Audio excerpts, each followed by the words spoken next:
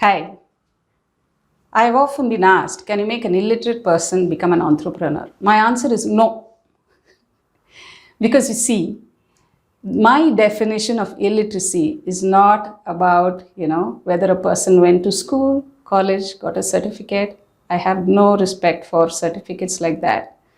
I have all respect for people who garner knowledge, who are able to understand what is life by sheerly living life. When you live life and when you experience the daily difficulties that come along with it and you're able to think out solutions, automatically you are no more illiterate. So from that point of view, all people I face, most of them are literate, except if you are extremely disabled and unable to bring yourself up to handle things in life, and if you constantly need someone to support you all the time, I think then it will become difficult. But everybody else can become an entrepreneur, because this is about knowing what you are good at and trying to figure out if there's somebody or the other in the world whose pain points you can solve with your skill set. Once you've discovered then it's a question of being smart about trying to discover how you can become prosperous using this. Honeybee network that has been founded by Professor Anil Gupta every year goes on Shodh Yatra. It goes from village to village, trying to find out people who have innovated solutions, and most of them have not had school education or college education, and all of them have come up with such beautiful ideas. He's found out that people have innovated because they feel empathetic towards others. He calls them the empathetic innovators.